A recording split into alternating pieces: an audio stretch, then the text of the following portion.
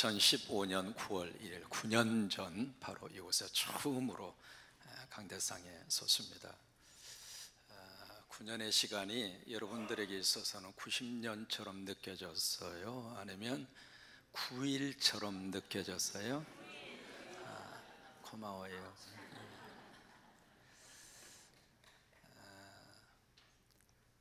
부족하지만 제가 할 수 있는 최선을 다해서 강대상 강단 위에 섰고요.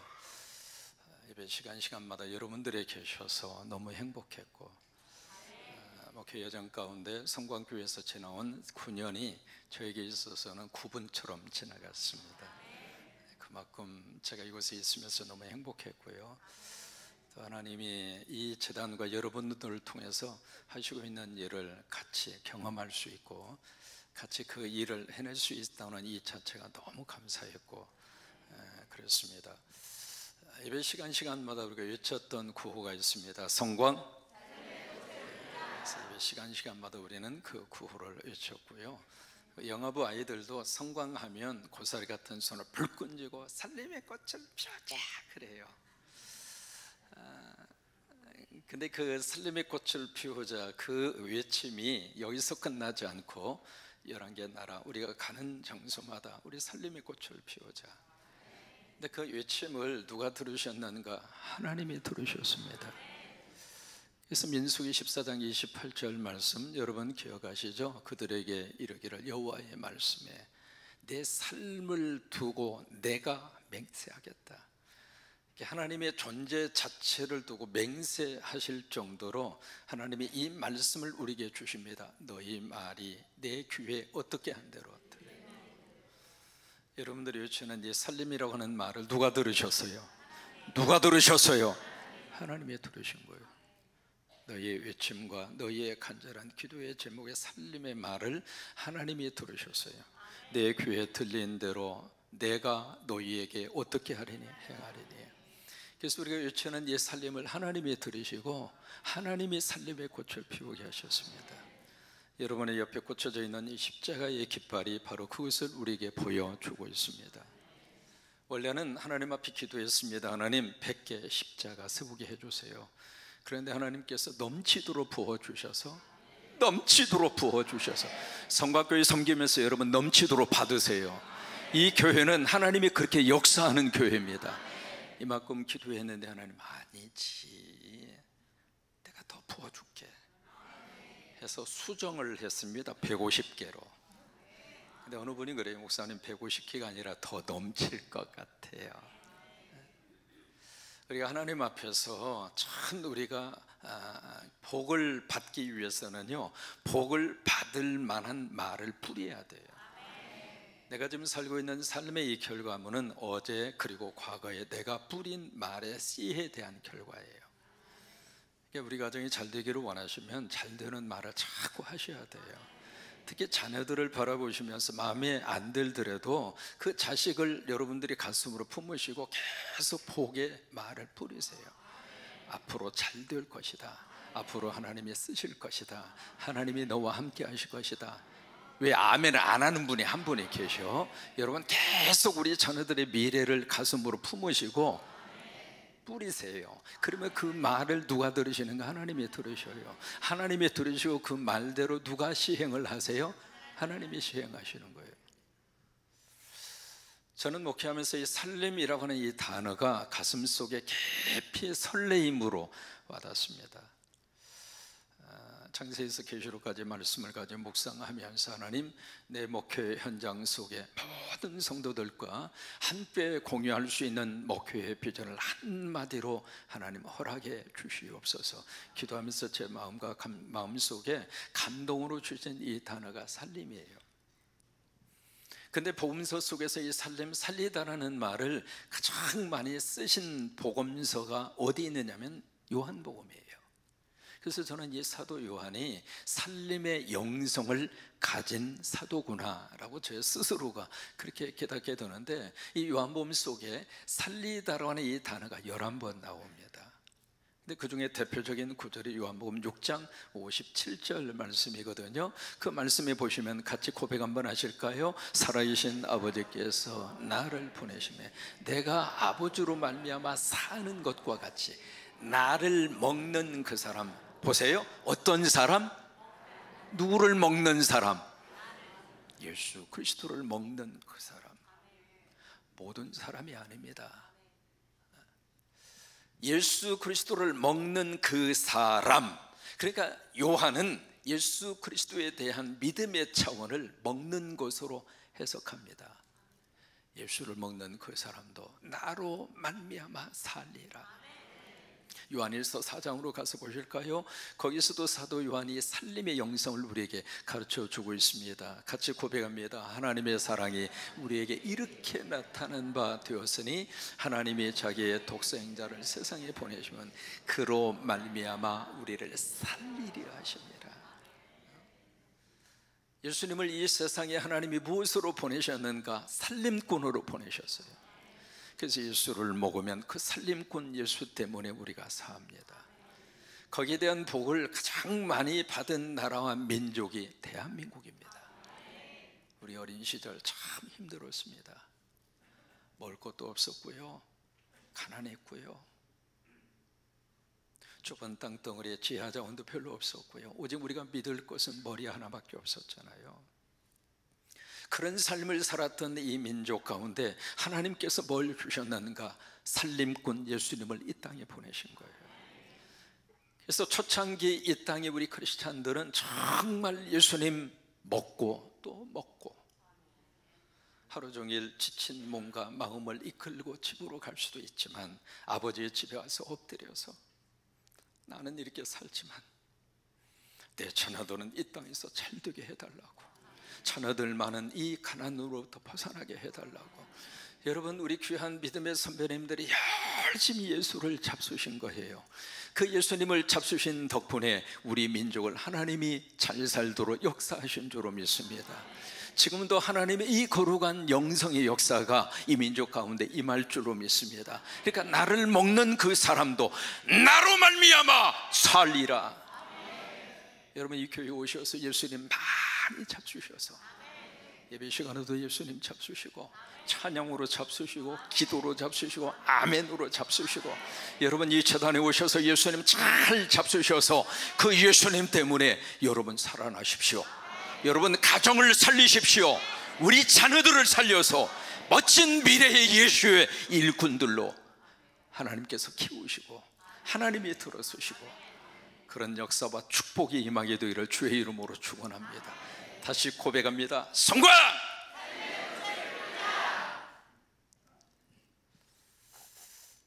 그래서 이 말을 외칠 때마다 제 마음속에 너무 깊은 감동이 있는 거예요.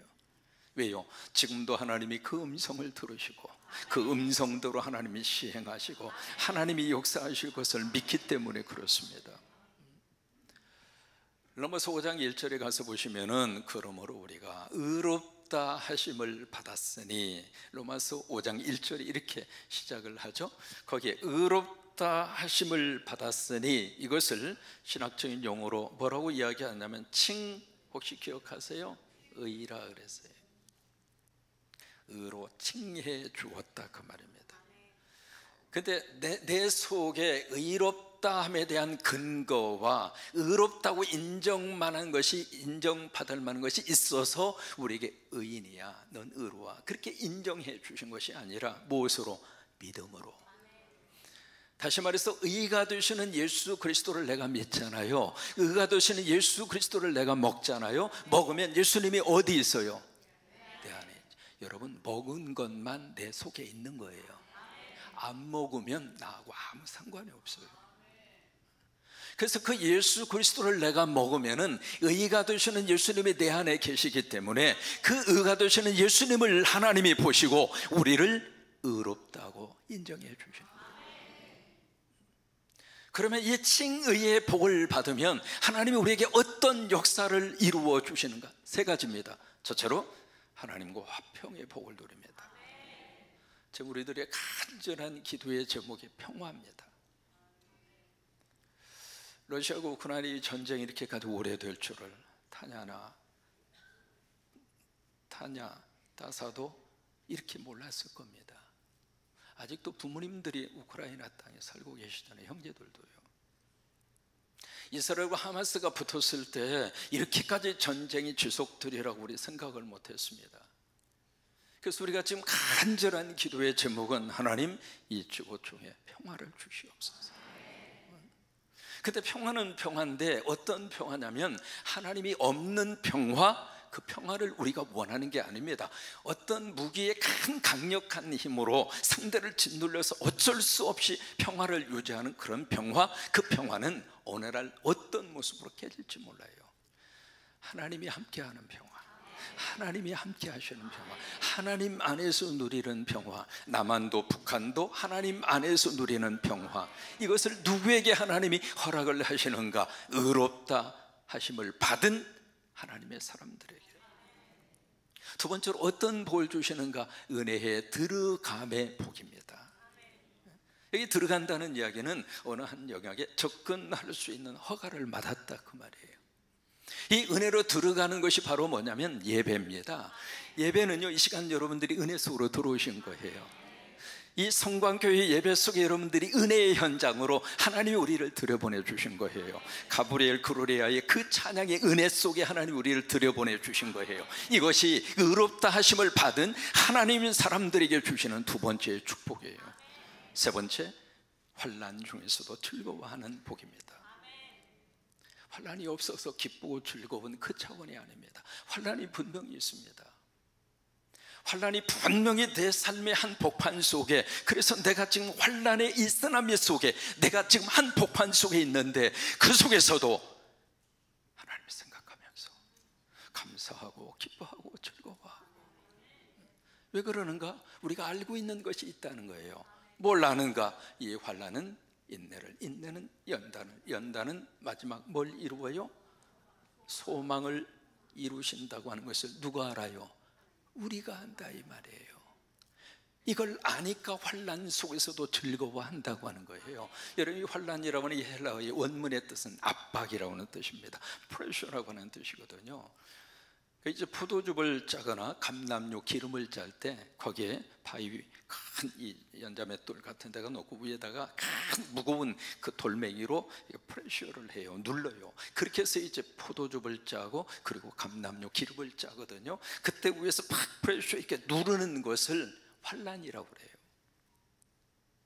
지금은 내 양쪽 어깨에 참 견딜 수 없을 정도로 짓누르는 그 무거운 것이 우리에게 있다, 이 말이에요. 근데 그 속에서도 우리가 좌절하고 낙심하고 그 자리에서 인생 끝났구나 포기하는 것이 아니라 그 속에서도 하나님 앞에 감사하고 그 속에서도 기뻐하고 그 속에서도 즐거워하고. 왜 그럴까요? 마지막 환난 끝에 뭘 주셔요? 소망을 주시니까. 여러분, 예수 믿으시고 여러분 꼭 희망을 가지십시오. 예수 믿으시고 다시 한번 소망의 끈을 꼭 붙잡으십시오. 왜요? 우리가 믿는 하나님은 살아계십니다. 우리가 믿는 하나님은 우리 아버지가 되십니다. 그 하나님이 내 곁에 함께 하셔서 내 곁을 떠나지 아니하셔서, 그래서 믿음 있는 사람은 뭐가 있는가? 심장이 고동이 뛰는 것처럼 우리 속에 희망이 있습니다. 근데 오늘 5절로 가서 보시면은 소망이라고 하는 단어를 다시 한번 이어봤습니다. 그러면 여기서 믿음 안에서 우리에게 주시는 이 소망의 구체적 내용이 무엇일까?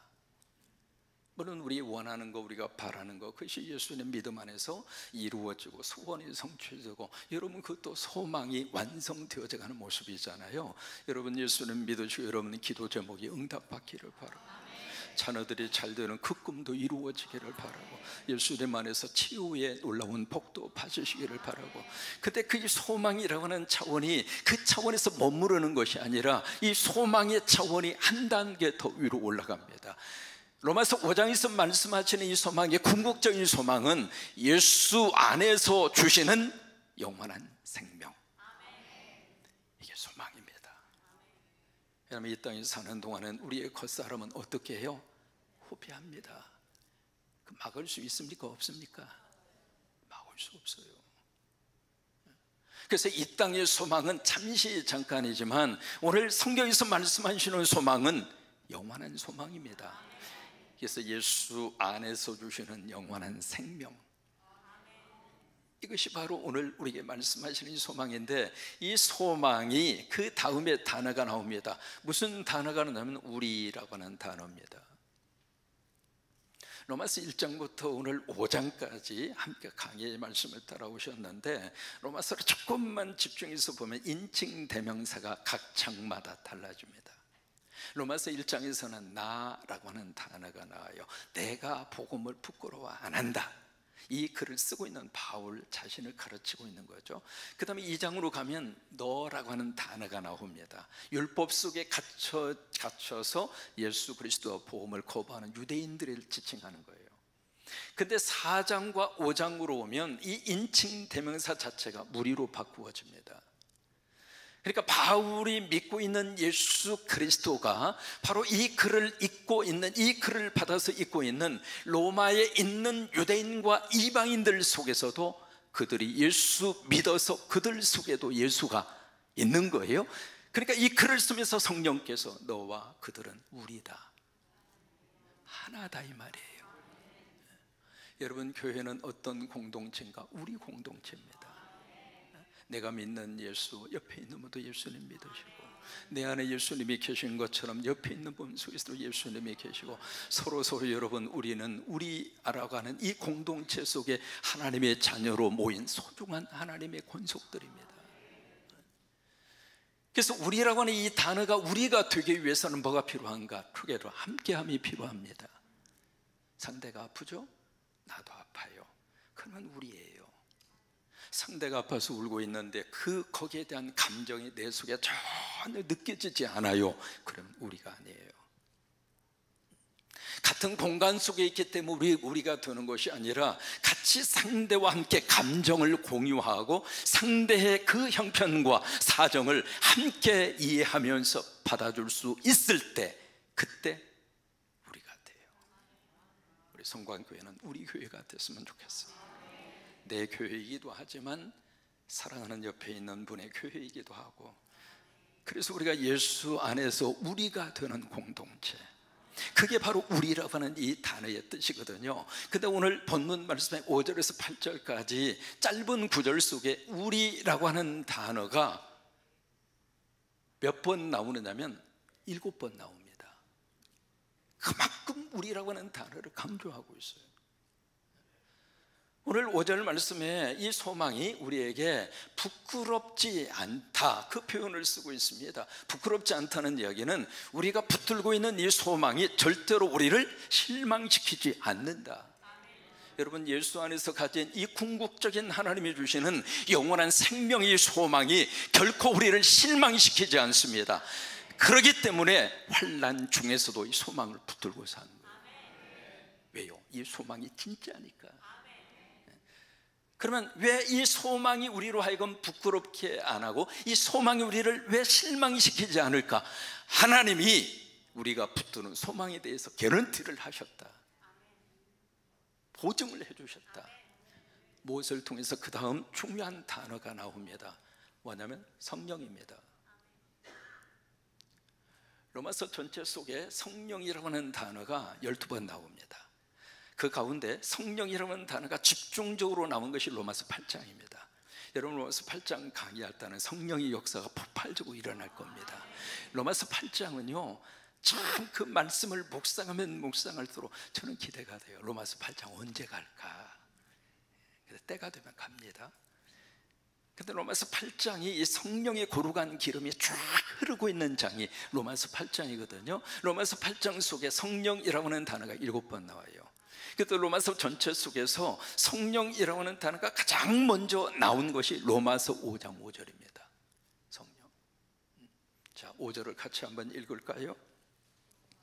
시작. 소망이 우리를 부끄럽게 하지 아니하면 우리에게 주신 성령으로 말미암아. 자, 우리에게 성령을 주셨어요? 안 주셨어요?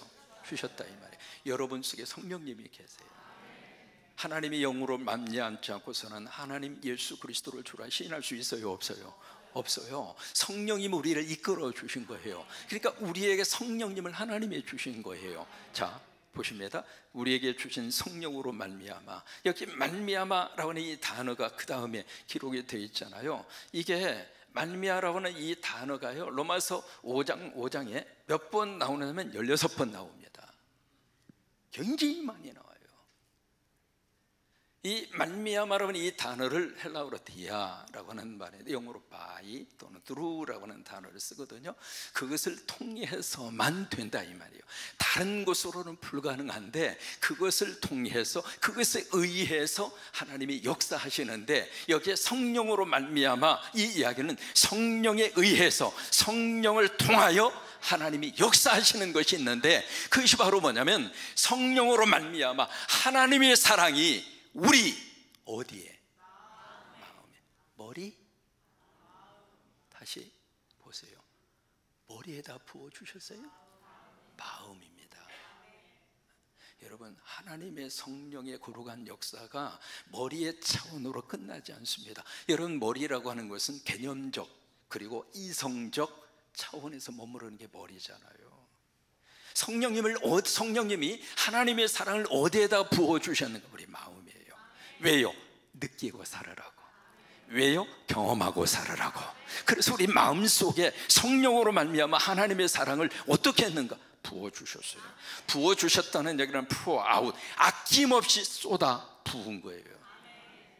오늘도 이 시간 성령으로 말미암아 하나님의 사랑이 우리에게 쏟아 부어 주셔서 하나님의 사랑이 우리의 마음속에 쏟아 부어 주셔서 우리가 가지고 있는 이 소망이 절대로 우리를 실망시키지 않으리라고 하는 믿음을 가지고 저와 여러분이 살 수 있게 되기를 축복합니다. 그래서 로마서 5장 6절로 8절의 말씀을 우리에게 그 다음에 허락을 하십니다. 6절을 같이 한번 고백할까요? 시작. 우리가 아직 연약할 때에 기약대로 그리스도께서 경건하지 않는 자를 위하여 죽으셨도다. 여기에 보시면 아직 어느 때? 아직 연약할 때. 자, 7절로 가서 보십니다. 두 종류의 부류의 인간이 7절에 기록이 되어 있습니다. 시작. 의인을 위하여 죽는 자가 쉽지 않고 선인을 위하여 용감히 죽는 자가 혹 있거니와, 여기 의인과 착한 사람, 선인, 이것은 성경에서 말하는 의인과 착한 사람을 말하는 게 아닙니다. 일반적 개념에서의 의인과 선인, 그들을 위해서 혹 누군가가 목숨을 바치는 일이 간혹 있더라 그 말이에요. 자, 8절로 가서 보십니다. 시작. 우리가 아직 죄인 되었을 때에 그리스도께서 우리를 위하여 죽으심으로 하나님께서 우리에게 대한 자기의 사랑을 확증하셨네. 여기 우리라고 하는 단어가 몇 번 나와요? 3번 나와요. 우리입니다. 나에게도 그 사랑이 부어졌지만 우리 교회에게, 나에게도 그 사랑이 부어졌지만 옆에 있는 사랑하는 내 형제와 자매에게, 우리예요. 여기에 2번에 걸쳐서 6절에 보시면 아직 우리가 연약할 때, 8절에 보시면 아직 우리가 죄인 되었을 때, 10절에 가서 보시면 우리가 원수 되었을 때, 그때 하나님이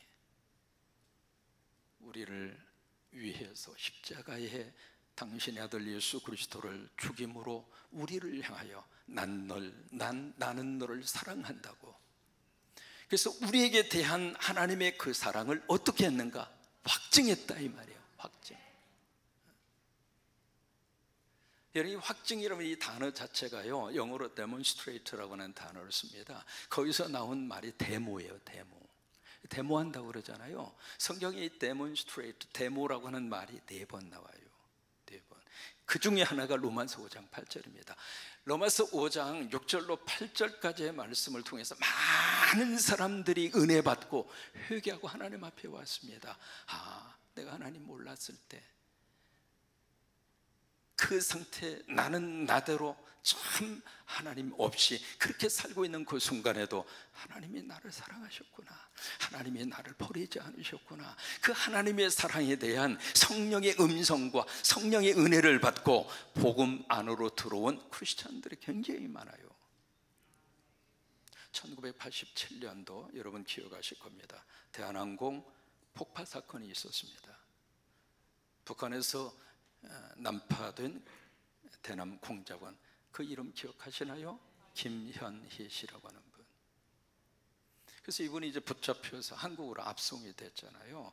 여러 가지 많은 과정을 통해서 그를 사면을 했고 대한민국 국적을 회복하고 살 수 있도록 그렇게 했습니다. 여러분, 대한민국이 좋은 나라입니다.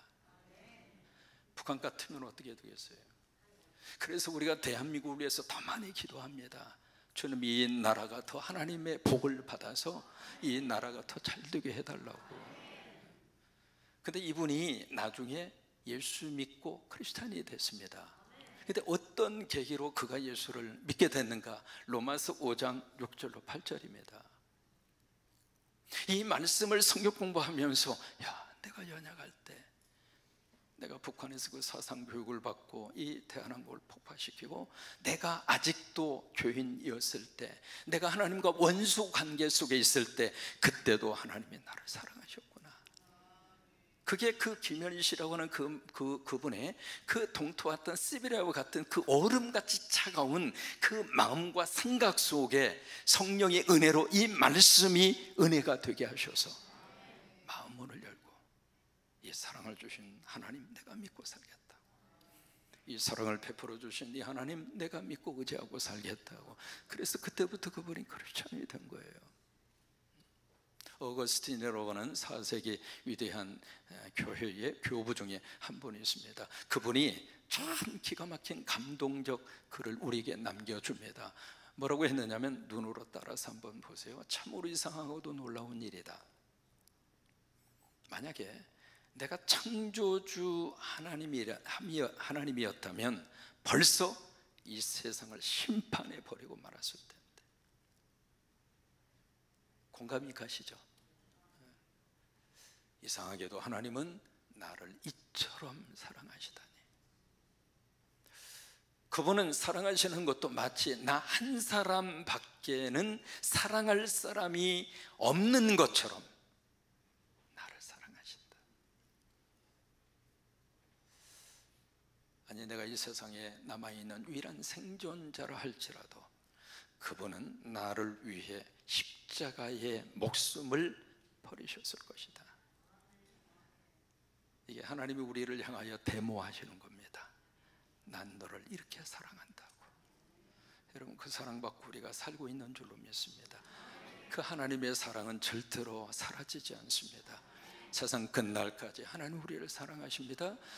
하나님께서 지금도 우리를 향하여 데모하시면서, 나 너 사랑해, 나 절대로 놓지 않을 거야, 어떻게 해서라도 나 너 천국 데려갈 거야. 이게 하나님이 주시는 놀라운 사랑입니다. 여러분, 한 분 한 분이 얼마나 소중한 줄 아십니까? 여러분, 한 분 한 분이 얼마나 존귀한 하나님의 자녀이신 줄을 여러분 아십니까? 그렇게 소중한 여러분들입니다. 그 소중한 여러분들, 여러분 자신이 여러분에게 잘해주세요. 누가 잘해줘? 내가 잘해주라고. 아들이 잘해줄 때까지 기다릴까? 남편이 잘해줄 때까지 쳐다보고만 있을까? 손주가 커서 잘 돼가지고 잘해줄 때까지 오매불매 손주만 바라보고 살아야 될까? 누가 잘해줘요? 내가 나한테 잘해주세요. 여러분 자신이 여러분 자신한테 잘해주세요. 먹고 싶은 게 생각나면 바로 가서 사 먹자고. 누가 해주기를 기다리지 말고. 하나님이 나를 향하여 데모하십니다. 난 널 사랑한다고. 난 널 사랑한다고. 그래요. 그 사랑을 가슴에 꼭 기억하시고, 이 한 주간도 여러분 당당하게 삽시다. 신나게 삽시다. 그리고 멋지게 삽시다. 그리고 성공! 그래요. 그 말을 하나님이 들으시고 하나님이 고백한 여러분들 속에 살림의 꽃이 피어나도록 하나님이 시행하실 것입니다. 같이 우리 찬양하십니다.